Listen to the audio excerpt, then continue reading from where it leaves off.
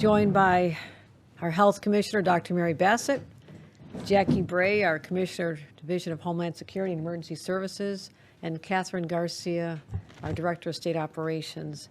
And I'm here to give you an update on COVID. There's a lot of news to talk about, but also I first quickly want to touch on monkeypox. And according to this, New York State, the city, have also confirmed 679 cases, 639 of which are in New York City. And due to our continuous pressure, we know that we need to secure more doses of the vaccines, so we have over 60,000 to date.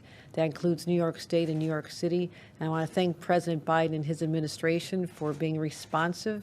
We also have a recent round from the feds being distributed as we speak, and we're also reallocating over 2,000 doses from other parts of the state at this time. So just to give a snapshot of where we are and some thoughts on how to contain monkeypox, I'm going to turn it over to Dr. Bassett first. So Dr. Bassett.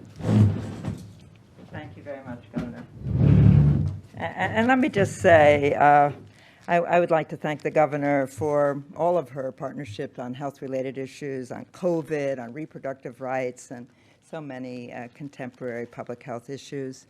I'm going to talk about monkeypox because it's a growing concern for all of us. It's just been about 2.5 months since the current outbreak began, and it's already extended to over 60 countries around the world. And since mid-May, it has arrived in the United States and been diagnosed in individuals across the country in virtually every state. But our state, New York State, has the highest numbers by far in the nation, and it is these numbers that drive our sense of urgency. Your health department and its incredible professional staff have been working tirelessly. There are 3 aspects of the current outbreak that make it unusual and concerning. The first, we are seeing monkeypox ongoing transmission in countries where it has not previously been seen. Second, the clinical presentation is not classical. It's not what you'll see if you Google monkeypox. And overwhelmingly, the people who've been diagnosed are people who identify as gay, bisexual, or men who have sex with men. Anyone can get monkeypox, but right now, this virus is spreading through the social networks of men who have sex with men.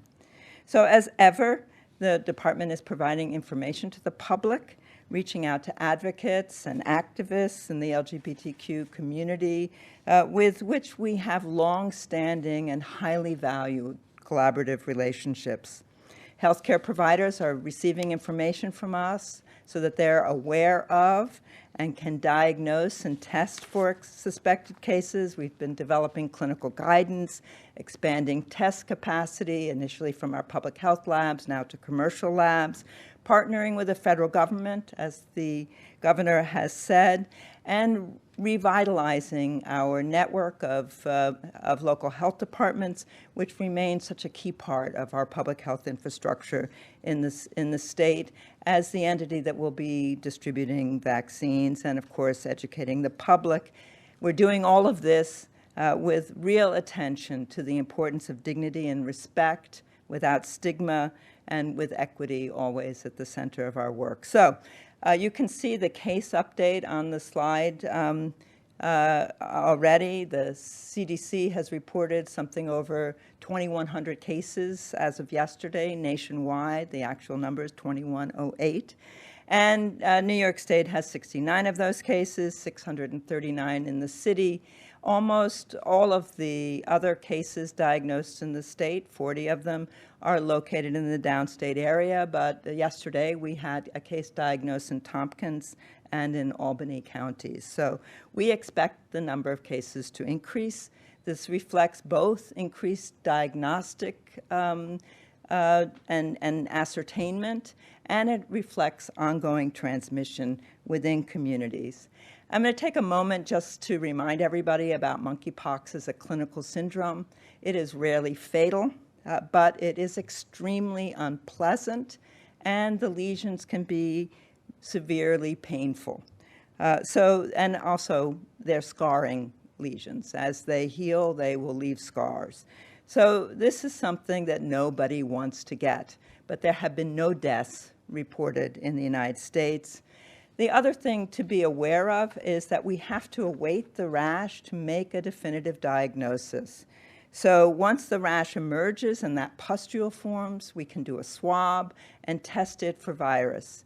At this time, there is no other way to diagnose monkeypox save swabbing a pustule. But people may feel symptoms and feel unwell before the rash appears, and we want people to be alert to flu-like symptoms, swollen lymph nodes, and of course, if you get a rash, you should seek attention if you're concerned about monkeypox. In this outbreak, rashes have not always been generalized as they are classically. They've occurred on or in the mouth, in the genital area, in the perianal area, so they have been more localized than we've seen. Once you have symptoms, these can last for 2 to 4 weeks. As long as you have a healing rash, you are contagious. You have to wait until all of the pustules have scabbed, the scab peeled off with healthy skin beneath before we can be confident. This can take 2 to 4 weeks. All right, let me just say again that anyone can get monkeypox, but in the current outbreak, monkeypox is primarily spreading through the social networks of gay, bisexual, and men who have sex with men, and it spreads through prolonged skin-to-skin, face-to-face contact, the kind of contact that people have during sex or other intimate activities. It's important for New Yorkers to protect themselves, the people they love, their friends, their community, and it's important to ask sexual partners whether they have a rash or symptoms that are consistent with monkeypox, and to avoid skin-to-skin, face-to-face contact if you have a rash or if you are having intimate relations with somebody who has a rash. Consider the level of risk in clubs, raves, saunas, parties, other places where people are having contact with multiple individuals, and consider these to be high-risk situations. Again, consult a healthcare provider and follow provider recommendations for testing. I'll reiterate that the testing does depend on a lesion. All of us wish that there were a rapid test, as there is for COVID, but there is no test like that at this time. We have in this state 2 outstanding public health labs. The Wadsworth Center is able to process about 240 specimens a day. We continue to have capacity. We have no backlog of untested specimens. And as I've mentioned, we now have commercial labs bringing on board I misspoke. The same people who are responding to monkeypox are also working hard on COVID, which we'll turn to in a moment. I also just want to say a word about treatment. Treatment, there are antivirals available for treatment, but for most people, the treatment will be symptomatic. It's aimed at reducing symptoms, keeping that rash clean, dry, protecting against additional, possibly bacterial infections, avoiding sun exposure, taking time to go to a healthcare provider to talk about over-the-counter remedies like calamine lotion and other topical aspects that can help with the itch of the rash, and also things like lidocaine jelly that can help with the pain of the rash. Over-the-counter stool softeners may help with the pain in perianal area. The vaccines is the next thing that I'll turn to now. Because of a limited supply, our eligibility criteria continue to be based on people at highest risk of exposure or people who have been exposed to monkeypox. And that includes individuals who've been exposed in the last 14 days and those at risk of recent exposure to monkeypox. That includes members of the gay, bisexual, transgender, gender nonconforming communities and other communities of men who have sex with men. The window for contact is the last 14 days, and people who've had skin-to-skin contact in a network where monkeypox transmission is ongoing are also eligible. We are distributing this supply through local health departments who are using a variety of strategies, to ensure the vaccine is made available and that it is made available in an equitable fashion. We do not at this time have vaccine to provide vaccination to everybody who wants or needs a vaccine. We continue to advocate for more vaccine from the federal government, and in this we have this active support of our governor.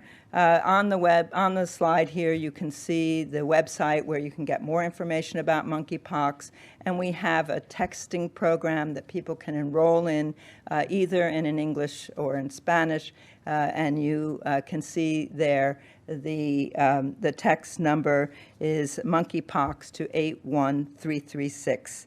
So with that, let me thank you, and back to you, Governor.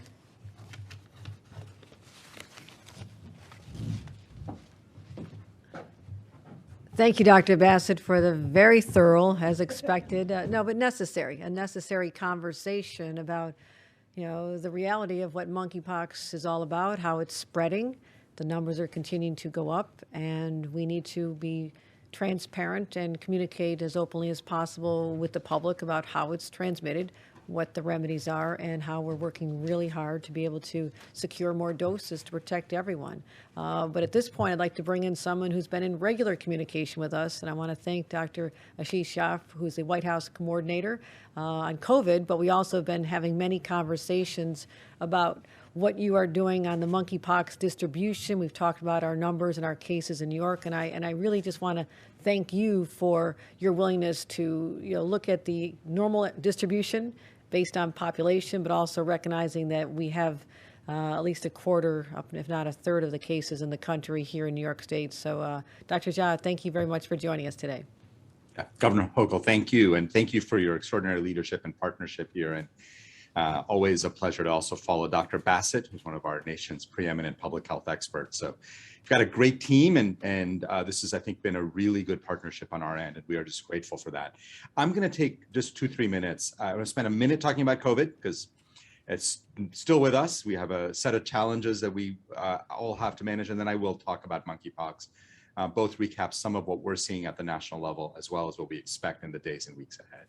In terms of COVID, as many of you might have heard me talk about right now, the challenge that's facing us is BA.5. This is a subvariant of Omicron.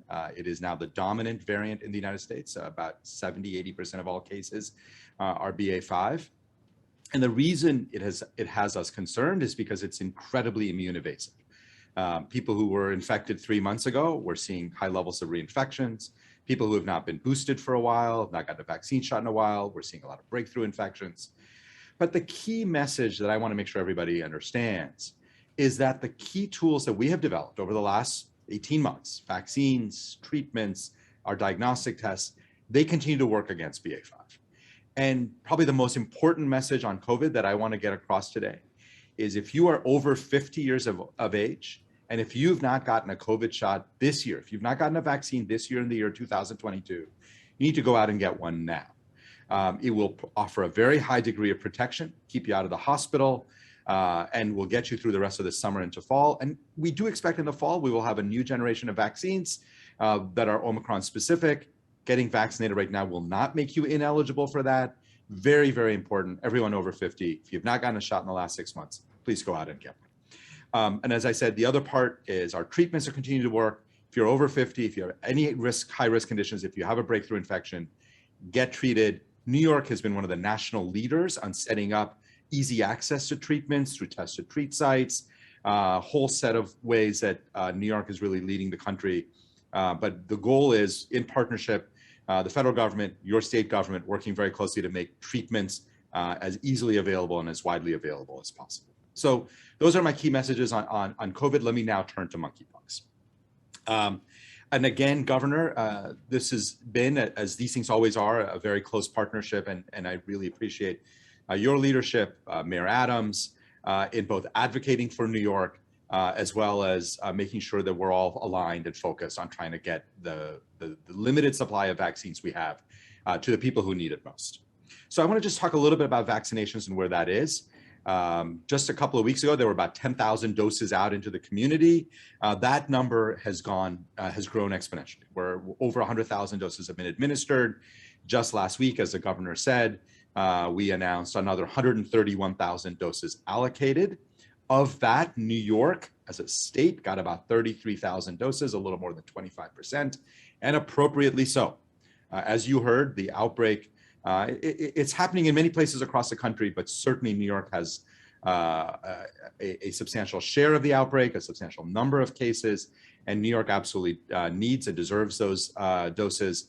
And right now, based on all the allocations, we have given out a total of about 65,000 doses of vaccines allocated to New York so far.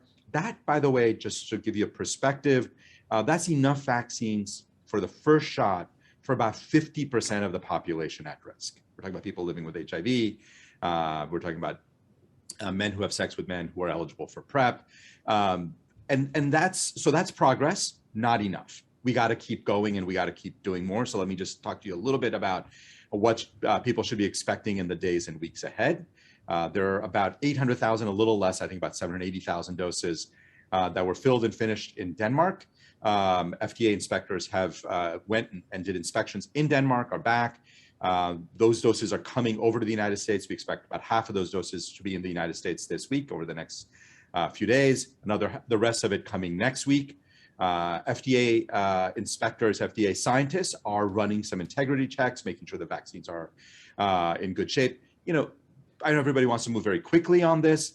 FDA really is a gold standard. We want to assure safety of these vaccines. They are moving about as fast as possible to get all of that kind of safety checks done. And we're expecting early next week to get a thumbs up from the FDA, assuming everything goes well. And I don't want to prejudge that, but assuming everything goes well. That means another 760,000 doses nationally become available. My hope is over the next few days, we'll be able to make allocations, again, disproportionately giving vaccines to places where the outbreaks are the biggest.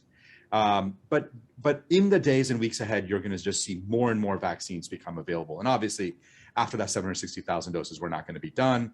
We're continuing to work with the one company in the world that makes the Jynneos vaccine to try to get more vaccines produced, both there and in the United States, and with the goal of more and more vaccines becoming available. Let me just finish with the last point.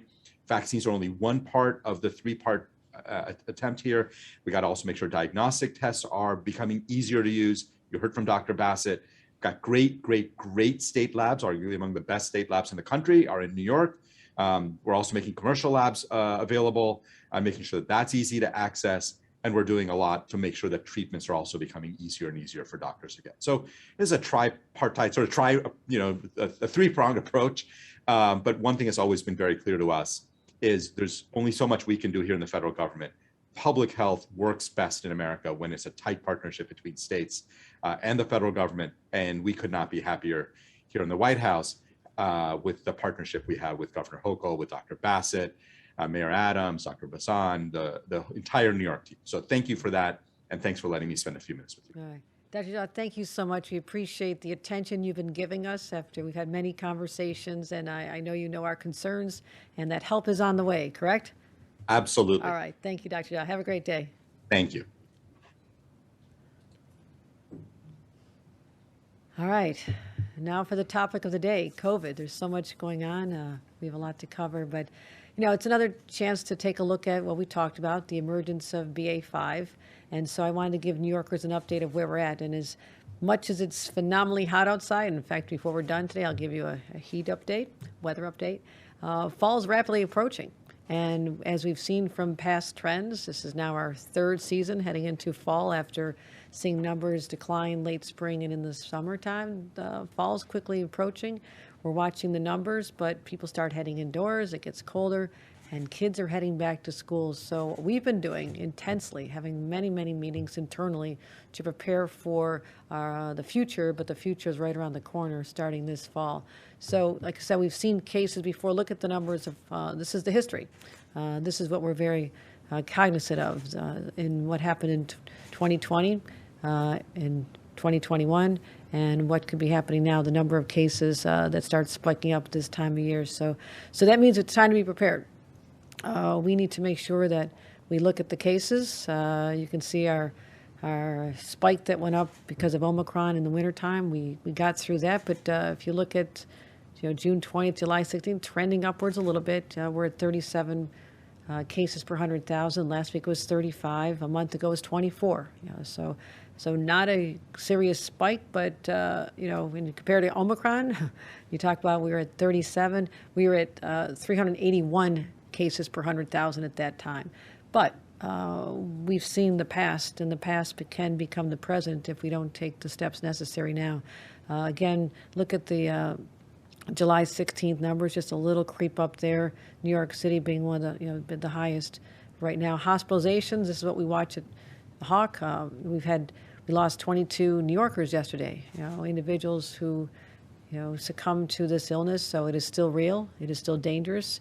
And we are looking at hospitalizations trending upwards. A month ago was about 9 per 100,000. Today it's 12, almost 13 per 100,000.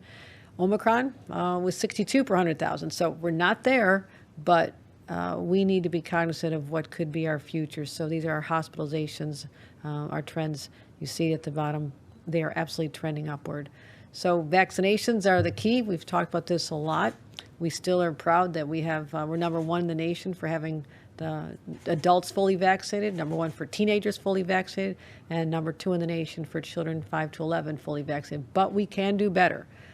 These are numbers I want to put in front of the public once again to say, where are you? It's time. They're readily available. No scarcity, no lines, no hassles. There is no excuse. So Dr. Jha also talked about the importance of boosters, as did Dr. Bassett, we talk about this often. The booster right now, the second booster is only approved for people who are 50 and over and 12 years old who have an weakened immune system. We are pushing the federal government to expand this. We think we're going to get some information soon because we believe that this should happen, and New York State stands ready to get the additional boosters out the door. And again, there's no shortage. It's just we're waiting for the law to catch up with what we're dealing with here. So those are our number. Over 9 million people have been received boosters, but we have more to do as well. So let's talk about the future. That's where we are today. If anything, this pandemic and COVID has taught us, preparations are the key to literally survival. And when I came into office last fall, we rolled out a plan to deal with schools and a smooth plan to have schools reopen. And then all of a sudden we got slammed with Omicron, and we saw a very serious crisis at the time. So I wanted to sit down with my team now and develop two plans. One is in the short term. That is our fall action plan to prepare for fall and winter this year. And for the long term, what we're calling our pandemic after action review. So let me start with the fall planning, which is now underway. Yes, this looks like a military operation. This is what we operate under with our very, very regular meetings to talk about all the points that we need to be assessing and examining our response and our preparation. It is militaristic in how we do this, but we're serious. We're very serious and intentional about how we're going to deal with this pandemic because it is trending upward and we expect it to continue to increase. So that's sort of our map, but let me walk you through some of those elements of it. Unlike a year ago, we have far more tools at our disposal between availability of tests and vaccines and treatments, the boosters. And again, our goal has been to remove any barriers to people receiving these goals, make sure they know the availability, make sure the doctor's offices know, and also looking at the overall strategy. We will be talking about our return to school strategy, getting more New Yorkers vaccinated and boosted, testing early, testing often, more access to treatment and therapeutics. Also stockpiling, yes, once again, having to stockpile PPE, strengthening our hospital systems that really were under such stress. And I'll talk about what we're doing there as well as coordinating with our partners. But also something else. I wanted to hear directly from New Yorkers and how they're feeling about what's going on and how they're adapting to the new normal. So we listened to them. We conducted a survey just last month, and I just want to highlight some of the key findings. And most New Yorkers feel things have gotten better. They currently feel safe about the state of COVID. About 90% feel somewhere between neutral to very safe. And about 75% still believe in the ability of the vaccines to prevent transmission. That's important to us. People know about antivirals, but they don't know how to access them. 70% know that the antivirals are available. And also 80 to 90% of New Yorkers have said that they have no trouble accessing at-home tests and PCR tests. But people who are uninsured, we knew this could happen, are having a hard time accessing the PCR tests. About 40% think they don't have them available to them. So we have provided more information about eligibility and effectiveness around people over 65.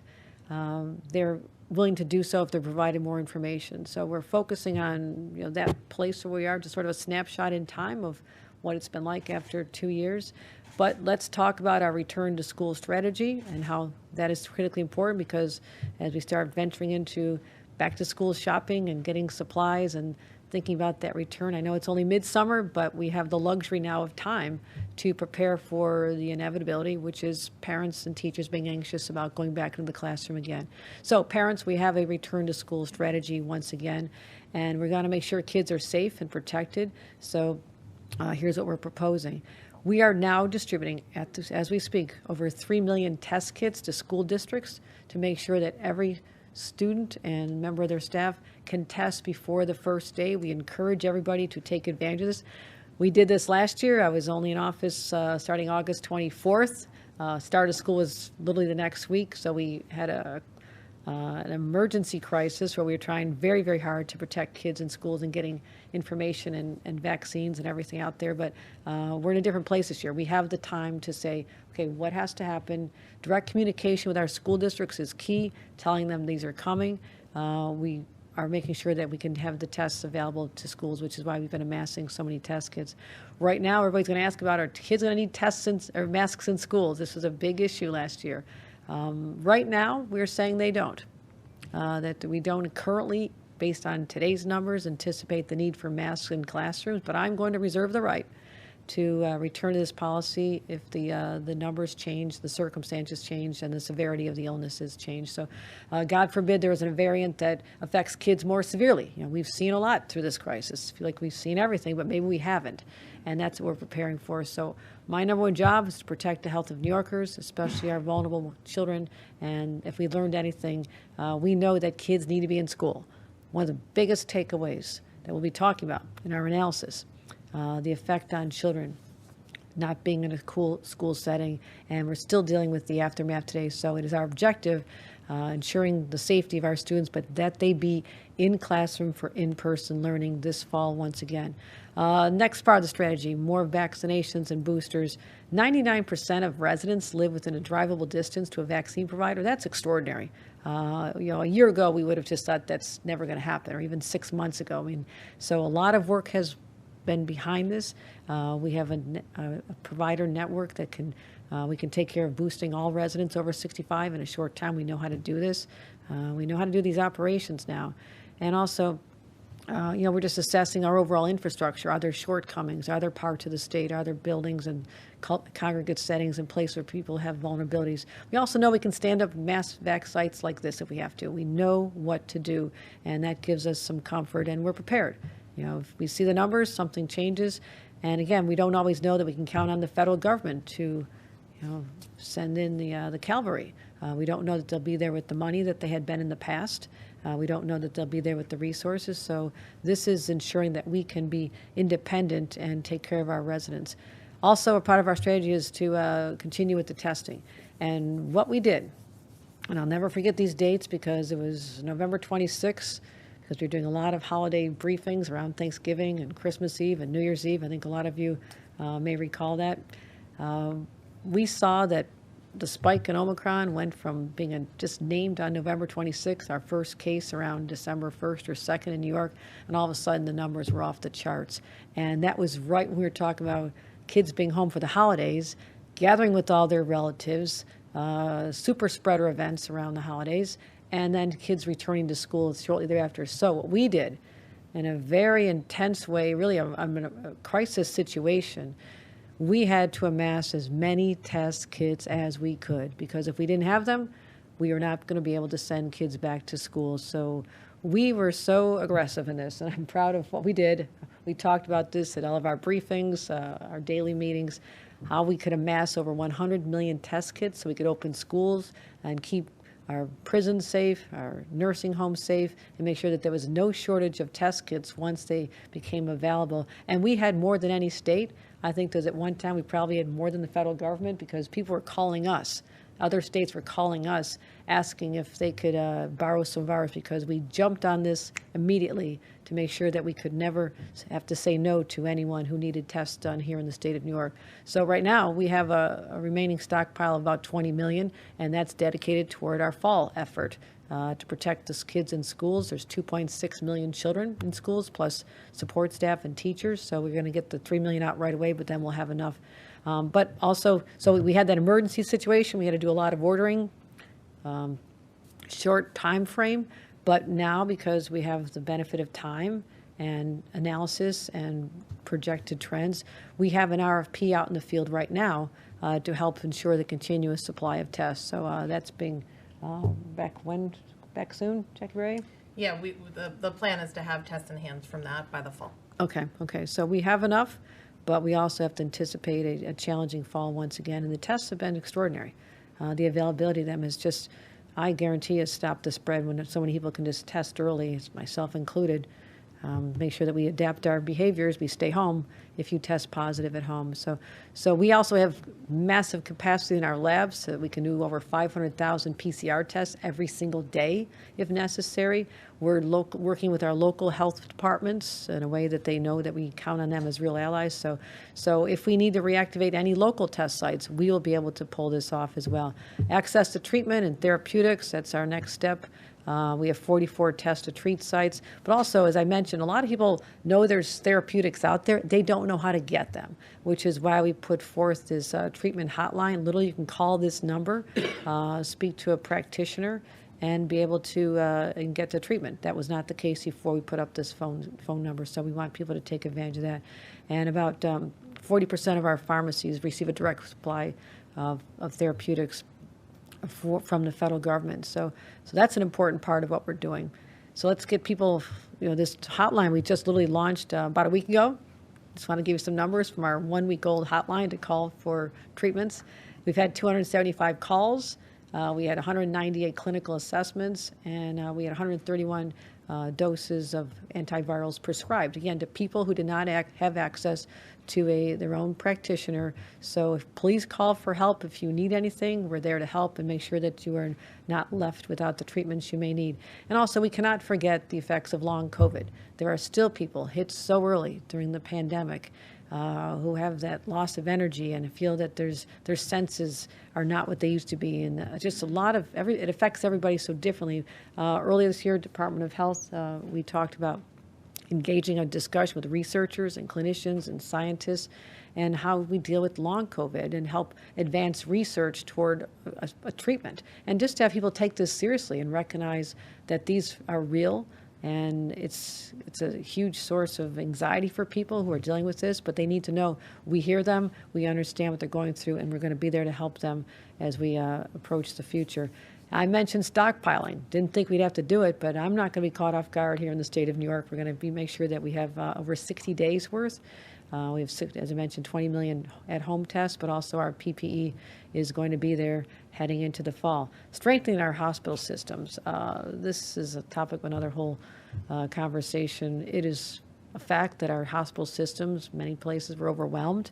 We had different spikes in different parts of the state. Even as late as this spring, we were setting in the National Guard. It seems like a long time ago. This winter in the spring, we had National Guard going into hospitals and nursing homes to help with the shortage of workers to help people heal and get better from not just COVID, but from whatever they're in the hospital for. So huge lesson we learned was to make sure that we have enough beds and resources available. And so we're continuing to keep our surge operations center open where we can deploy people to different parts of the state. We don't want to shut this down. We don't want to remove any authority we need to make these decisions. We don't want to take our foot off the pedal because we know from the slide you saw earlier that the trend is that the numbers will go up. So that's what this has been all about. And it's just, on top of that, we investing over $20 billion to help our whole healthcare economy overall. Raise the workers' pay, get them to stop leaving, improving infrastructure, and incentives for more people to want to join the workforce. And as I mentioned, continuing our surge operations. And we have staffing contracts that we're going to keep in place that we can reactivate people with 5 days notice. That is a tremendous savings of time when you're in an emergency situation you want to be able to take advantage of. So we need that flexibility. We still have that flexibility. We're not ceding that flexibility as long as we're still in this environment. And I look forward to the day when we don't need to have those concerns, but also coordinating with our federal partners. We have a deep relationship with the White House, which is great. Dr. Jha and others who are continue to work closely with us. So those conversations are ongoing. So that's our fall plan. A lot of time and energy going into all the different buckets. So everybody should have their own fall action plan. Stay updated on your vaccine and booster doses. Test often. I keep test kits by my bed just in case. When I was off to see my grandbaby, I was going to be tested before I went and saw her. Everything's good. And just talk to, if you test positive, talk to your healthcare provider or call our hotline, and we'll be able to help you out there as well. So I mentioned that's the current operations. That's very much underway. Let's talk about the aftermath of what we've been going through already. As much as I'd love to stand, I thought we'd be able to launch this when the pandemic is gone. It is becoming clear to me that it's not gone, so we're not going to wait any longer to start some analysis. And so since March, we've been talking about this in anticipation of a day when this would be beyond us. But I want to start moving ahead right now. So we're going to have a pandemic after action review. We're not required to do it. It's not mandated by law, but it is something I feel is important because New Yorkers deserve the best from their government. They need to identify what worked and what did not work and why. And I believe it can not just be a guide for future leaders in the state of New York, but also for other states as we respond to not just COVID, but to future emergencies, because we had to deploy all the resources of state government. We have been doing so continuously. And how is that going to function under different circumstances, different emergencies, and best practices, and also decisions that you would not want to make again in the future. So no state has done this. We'll be the first in the nation, and we do hope that this can be a blueprint for others to follow. So today, I'm pleased to announce that we are posting a request for proposals, RFPs, to continue moving this after-action review forward, specifically to review our COVID response, identify strengths, best practices, as well as deficiencies, provide key recommendations, and prepare a planning guide for the state to use in future emergencies. So this is going to be an important resource for us. It's not going to be done overnight. It's going to take a fair amount of time, but we're going to get it right.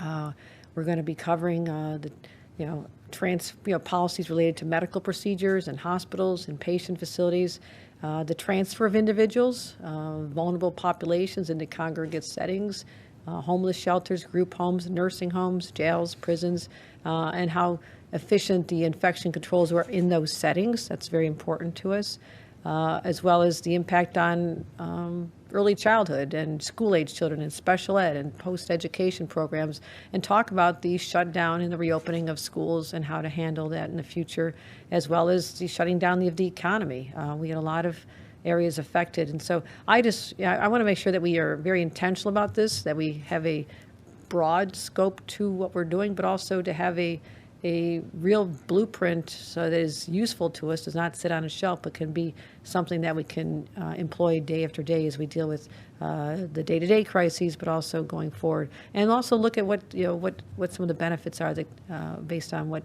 we saw people rise up and do. The whole future of remote work and areas of telehealth services are a lot of good things that came as a result of the pandemic. So we're going to determine also, factors that were used to determine which businesses and industries are considered essential and for what purposes, as well as how we secure essential goods and services to meet New Yorkers. The food supply that was disrupted, the supply of PPE and protection needed for workers.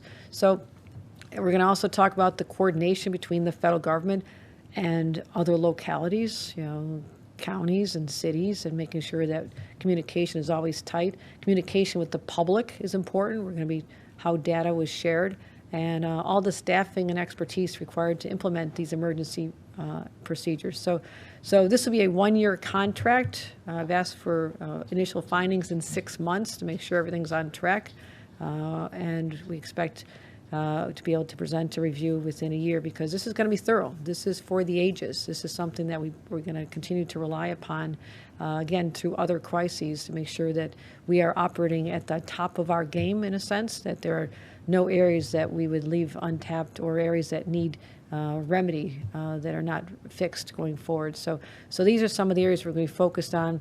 Again, it's not going to conflict with other ongoing reviews. That's important. But what I want to do is look at, not interfere with other inquiries that are going on, but look at what I have the authority to do and in my capacity as the state's top executive.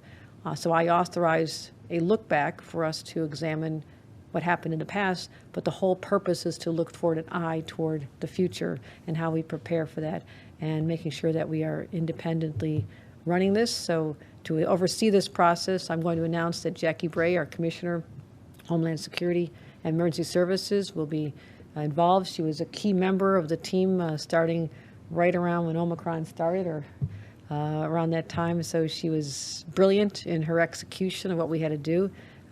She's responsible for finding the way that we got those 100 million tests when we needed them. I want to thank her for that effort. But it's also going to be important to me that independent entities are selected. The RFP specifically says that any consulting firm that was involved in advising during the pandemic would be not included, because we want to make sure that there's complete independence as well here as well. So that's what we're working on. We're very much looking forward to starting that process. I believe it's an important one. Again, we had thought it would start when the pandemic was completely in the rearview mirror, but that's not going to happen anytime soon. So now is the right time to go forth with those preparations. But before we wrap up, cannot ignore the fact that we're going through extreme heat wave. And so that's what we're looking at. This is the state of New York as of hours ago.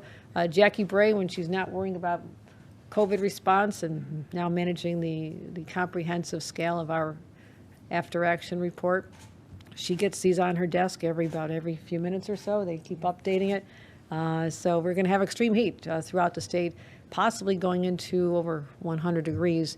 And so just to let you know what we're focused on, we are working with DISH's, Jackie's agency, to monitor weather conditions, coordinating our response. We are also, and this is really important, in constant communication with the utilities. Can they handle the capacity? What this is going to do for the effect on the loads, and working sure that they're able to manage the need for increased capacity as people continue to keep their air conditioners running and try to escape the heat. Also, we're monitoring air quality. We're going to continue, if necessary, issuing air quality advisories if we need to. So again, we'll do what we can on the state end, but avoid going out in the peak hours. Stay out of it. Stay hydrated. Keep your pets inside. Check on your neighbors. And be aware of any other induced illnesses. So just look out for everybody. But if you have anybody who needs help, make sure you get hold of our Office of Temporary Assistance, and also keep track of our local weather forecasts. And so that was a lot today, a lot going on, but it's important. Communication with the public through the media, and I appreciate those of you came through the heat. I guarantee it's going to be a little bit hotter when you leave the room, since this went on a long time. But I appreciate you being here. It's really important that we have this two-way communication.